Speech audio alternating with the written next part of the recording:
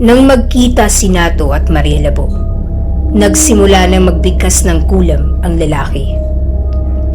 Biglang nagpakawala ng mga patalim mula sa hangin si Nato papunta sa direksyon ni Maria Labo. Naramdaman niya ang hapde mula sa hiwa ng mga ito. Dahil nga dun, nag-iba na ang plano ng dalaga. Bago pa matapos sa orasyon si Nato, ay inatake niya na agad ito. Naalarma naman ang lalaki kaya mabilis siyang tumakbo papasok sa kagubatan. Alam na alam ni Maria Labo ang amoy ng lalaki, kaya naman agad niyang natunto nito.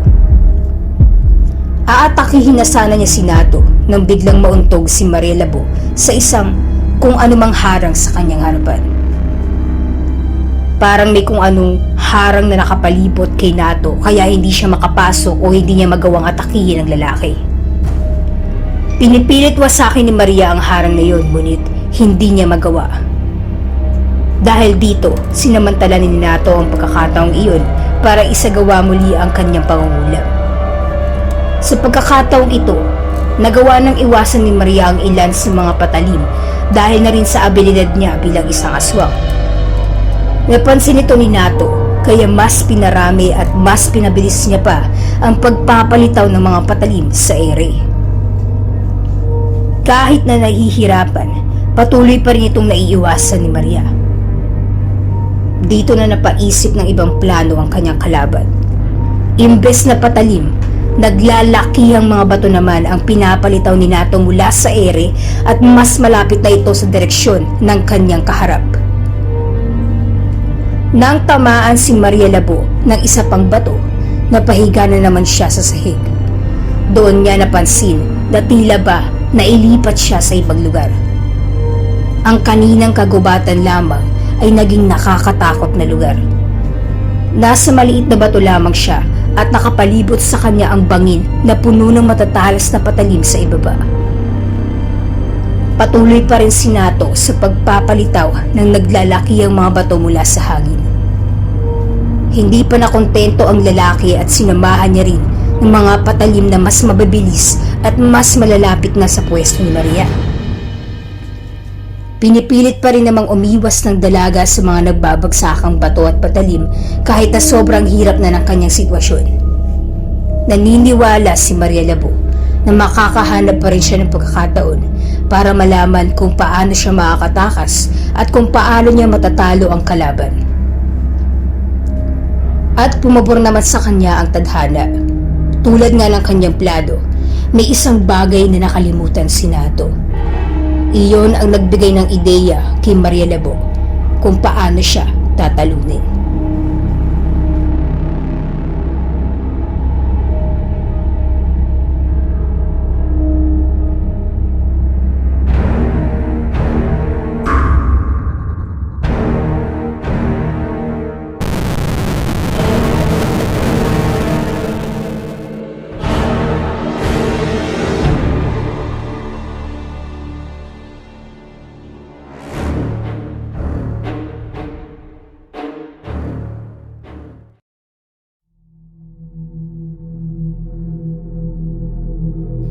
Sa pagpapatuloy ng kwento, halos mawalan na ng pag-asa si Maria Labo nang makita niya ang isang nabubulok na dahon hindi kalayuan sa kanya pwesto. Ang kakaiba, ang dahon ay nasa labas ng bato na kanyang kinalalagyan. Tila ba lumulutang ito sa ere?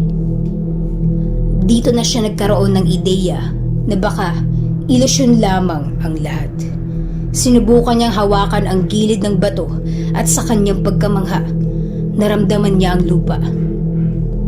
Tumatawa pa rin si Nato kaya hindi niya napapansin ang ginagawa ni Maria Labo. Hindi muna nagpahalata ang bida na natuklasan niya na ngayon ang ginagawa ni Nato. Nakakaawa ka, Maria. Iyan ang katagang isinambit ni Nato na tumatak sa isipan ni Maria.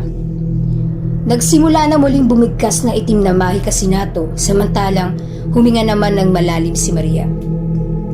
Ipinikit niya ang kanyang mga mata dahil alam niyang lilinlangin lamang siya nito sa oras na lumitaw na naman ang mga patalim at bato sa ere. Gagamitin niya ang kanyang pandama para maramdaman kung saan manggagaling ang mga patalim at bato.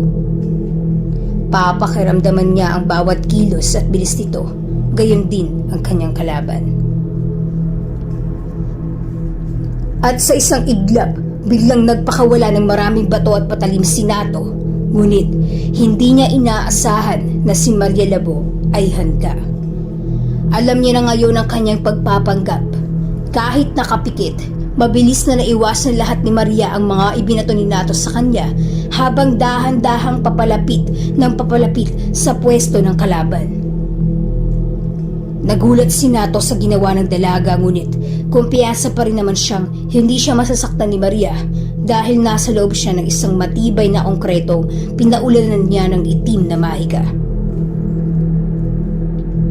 Kung handa ang kanyang kaharap, mas handa siya. Pinagsisipa at suntok ni Maria ang pader, ngunit wala pa rin itong epekto.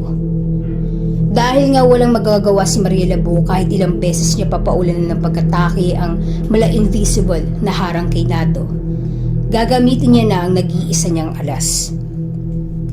Nakangiti si Nato nang mapansin niyang humalakhak si Maria Labo.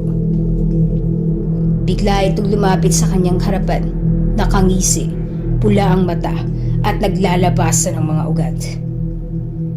Biglang tumaas ang lahat ng balahibo sa katawan ni Nato. Sa matinis ngunit malademonyong boses, sinabi ni Maria kung hindi siya lalabas ay hahanapin niya ang kapatid nito at pipira-pirasuhin hanggang sa matikman niya ang bawat parte ng katawan ng babae. Wala pag isang segundo nang biglang nawala ang harang na nakapalibot kay Nato. Nawala na rin ang ilusyon na kanyang ginawa para linlangin ang babae. Ang lugar ay bumalik sa pagiging kagubatan habang kitang-kita naman na nagtagumpay si Maria Labo sa kanyang plano. Hindi kaya ni Nato na mawala ang kanyang kapatid, kaya naman nag-anyong malaking tikbalang ito at sinugod si Maria Labo. Gayunpaman, kahit na anong bilis at lakas ng mga ataking binibitawan ng lalaki, hindi ito tumatama sa kanyang kalaban. Wala nang masihigit pa sa gante ng babaeng pinagmalupitan at pinagkaitan ng pagmamahal at pagkakataong mabuhay ng maayos na naaayon sa kanyang kagustuhan. Inihanda na ni Maria Labo ang kanyang kamao, ang kanyang matutulis na kuko at buong puwersa niya itong ipinatama sa puso ng lalaking kanyang hinangaan. Lumabas ang pulang likido sa bibig ni Nato at tiningnan niya sa mata ang dalaga. Patawad. Tuluyan ng nalagutan ng hininga ang lalaki, kasabay ng pagtulo ng isang patak ng luha sa mata ng dalaga. Hinayaan niyang bumagsak ang katawan ng lalaki at tuluyan na siyang pumasok sa loob ng mansyon. Hindi pa tapos ang kanyang misyon. Kailangan niyang hanapin ang kapatid ni Nato at alamin ang buong katotohanan. Ginamit niya ang matalas niyang pang-amoy para malaman kung saan nagpunta ang mga ito. Natuntun niya ang kwarto na kanina lamang ay puno ng mga mangkukulam at napansin niya ang isang lagusan na bagamat nakasarado na, ay hindi talaga mapapansin sa unang tingin. Ramdam niya ang presensya ng mga mangkukulam sa loob. Alam niyang hindi pa sila kalayuan. Sinubukan niyang buksan ang lagusan gamit ang kanyang kapangyarihan at laking gulat niya nang biglang bumukas ang pinto. Hindi niya akalain na magiging epektibo ito. Sa unang aninag, kita niya ang hagdan pababa kahit na sobrang dilim ng lugar. Aakalain mong isa itong nakakatakot na kuweba na napapalibutan ng mga kandila sa gilid, nakasabit sa pader. Isa lamang ang nasa isip niya ngayon. Maaaring ito na ang huling pagkakataon na masisilayan niya muli ang mundong ibabaw. Kahit na ganun, wala siyang pagsisisi. Huminga siya ng malalim at mabilis na tumakbo papasok sa loob.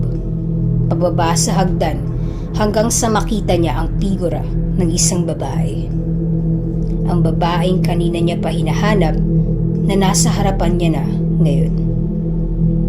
Bagamat may kalayuan, alam niyang galit ang babaeng iyon sa kanya. Inihanda na niya ang sarili nang biglang may lumabas na malaki at nakakatakot na nilalang sa kanyang likod. Bigla siya nitong inatake at dahil nga hindi handa ang dalaga ay napuruan siya nito. Natamaan siya kaya naman nahulog si Maria pababa sa napakalalim na kuweba.